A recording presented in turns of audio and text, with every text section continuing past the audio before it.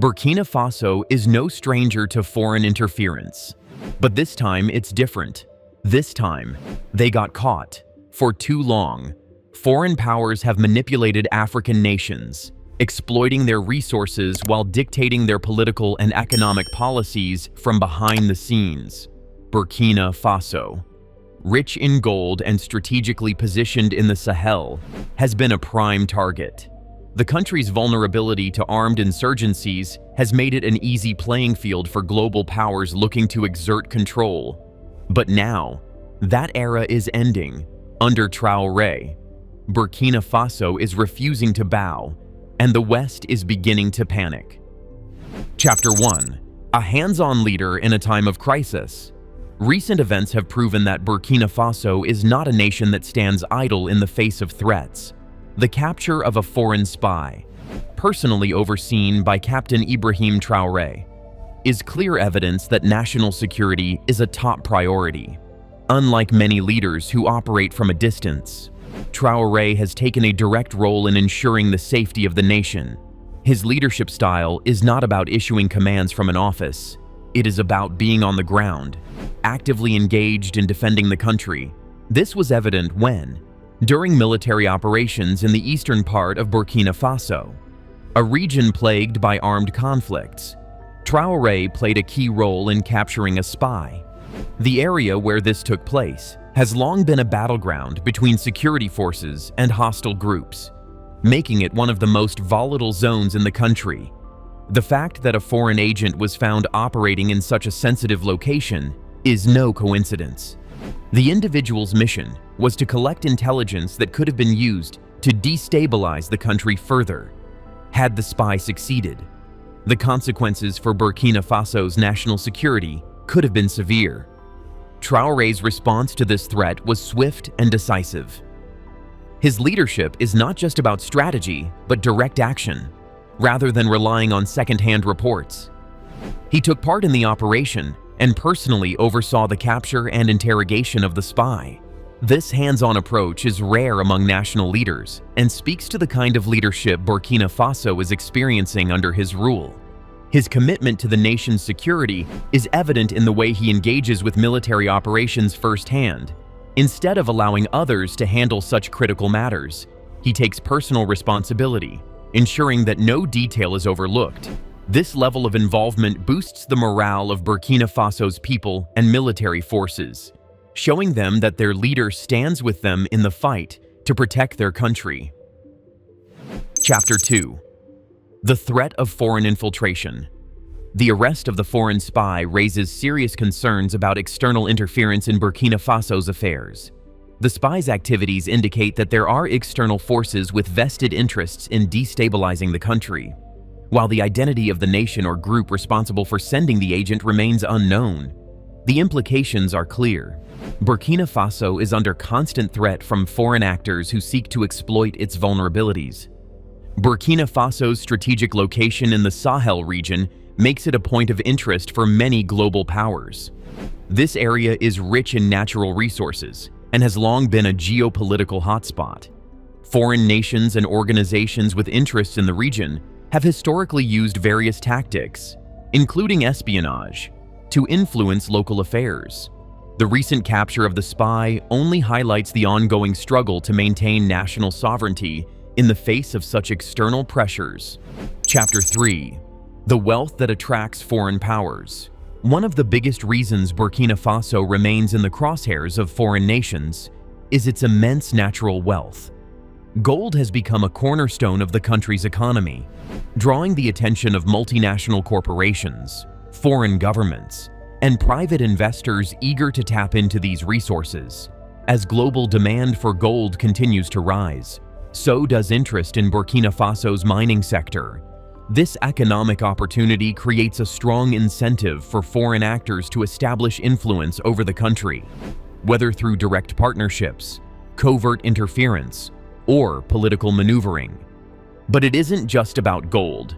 Burkina Faso's location makes it a critical player in regional trade and security dynamics. Positioned near key international trade routes and sharing borders with Mali, Niger, and Ivory Coast, The country is deeply intertwined with the stability of West Africa. Control over Burkina Faso means access to these important connections, making it an essential piece in the geopolitical chess game unfolding in the region. Historically, France has played a dominant role in West Africa, a legacy of its colonial past. Even today, France maintains a strong military presence in the Sahel, officially to combat insurgent groups. However, the question remains, is its presence purely about security, or does it have deeper geopolitical motives? France, along with the United States and other Western allies, has a vested interest in ensuring that Burkina Faso remains within its sphere of influence. The capture of a foreign spy only reinforces the idea that outside forces are actively working to shape the country's future. Western nations often justify their involvement in the region through counterterrorism efforts, but their economic and political interests cannot be ignored. With resources at stake and regional stability influencing global trade, Western governments may seek to steer Burkina Faso's policies to align with their broader strategic goals. Chapter 4. The Rise of China and a Shifting Global Dynamic. At the same time, China's growing presence in Africa presents a new dimension to this struggle. Through its Belt and Road Initiative, China has invested heavily in infrastructure, resource extraction, and trade partnerships across the continent. Burkina Faso has recently strengthened its ties with China, signaling a shift in alliances that may not sit well with Western powers.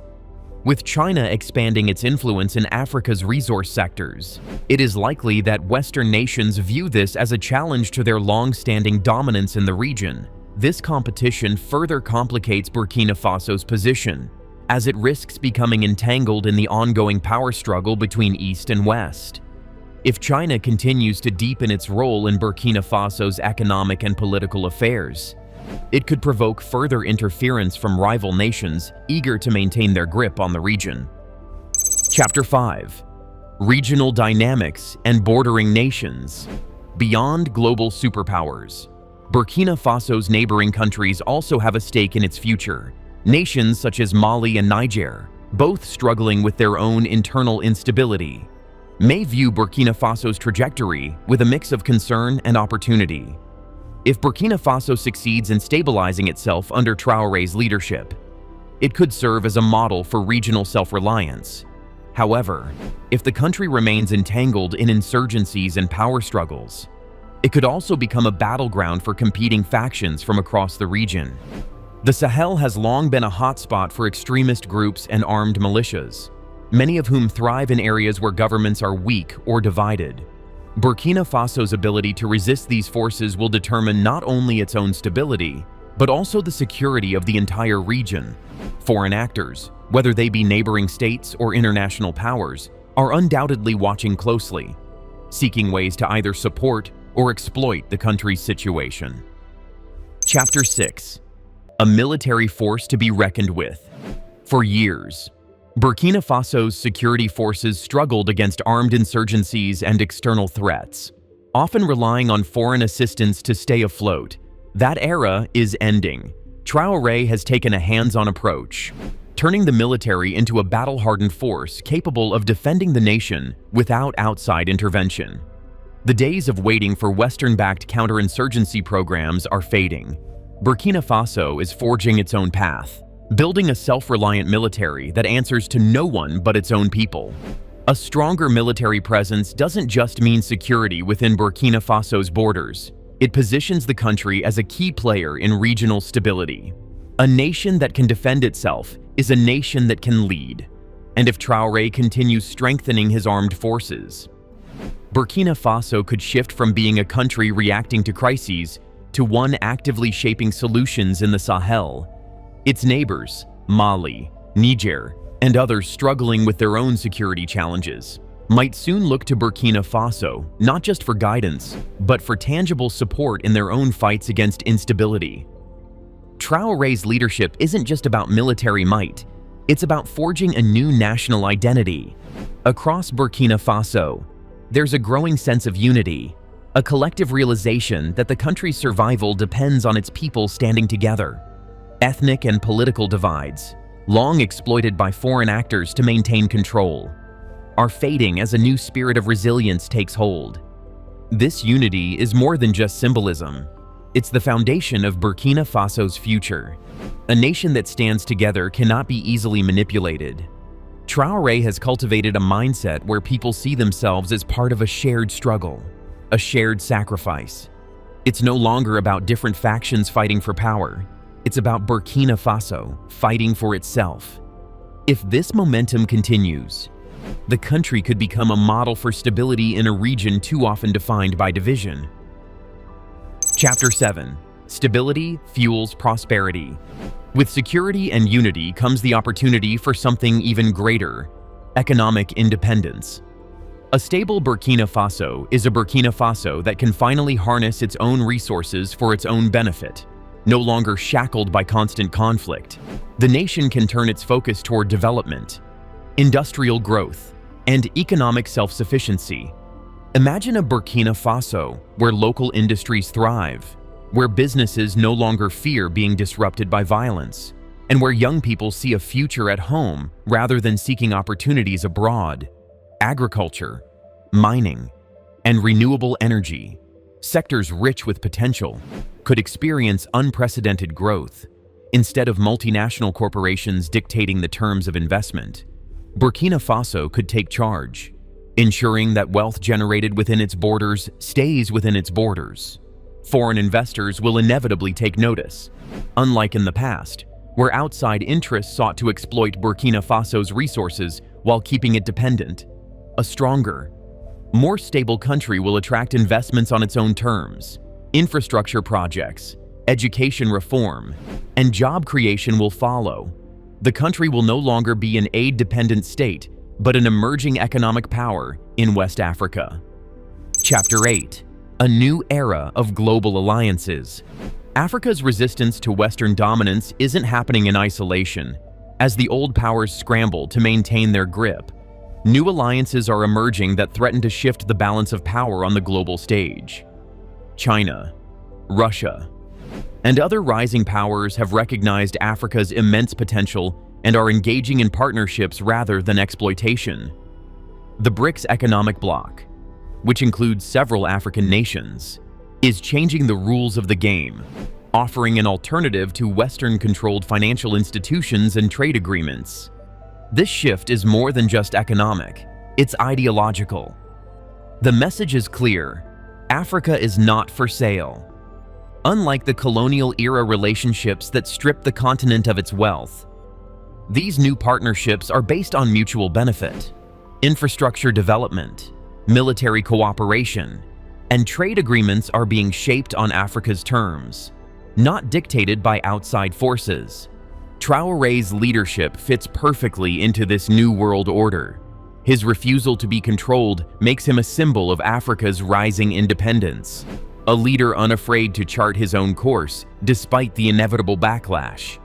Burkina Faso's strengthening ties with non-Western powers signal a broader movement away from traditional dependencies, one that could redefine Africa's place in the global economy.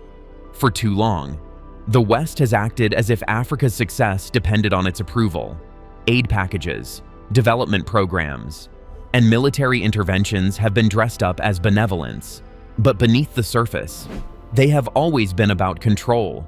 That illusion is now crumbling. African nations are proving that they don't need permission to rise. They are doing it on their own terms. This new reality is something the West is struggling to accept. Economic sanctions, political pressure, and media narratives are being weaponized in an attempt to slow Africa's momentum, but they are becoming less effective. Traoré and leaders like him are not backing down. They are pushing forward, making it clear that Africa's future is not up for negotiation. As Traoré continues to expose foreign interference, the bigger question remains: how far will the West go to maintain control? History has shown that when African leaders refuse to bow, they face economic sabotage, political coups, and even assassination attempts. Will Traoré be able to withstand the pressure? If Burkina Faso succeeds in breaking free, It will serve as a blueprint for other African nations. The West will have to decide, respect Africa's sovereignty or face the consequences of losing its grip on an entire continent. The days of Western control over Africa are numbered. Burkina Faso has taken a stand, and the world is watching. Do you believe Africa is on the path to true independence? Can Traoré's leadership inspire other nations to follow? Let us know in the comments. And if you want to stay updated on the real stories behind Africa's transformation, make sure to like, subscribe, and hit the bell icon for more.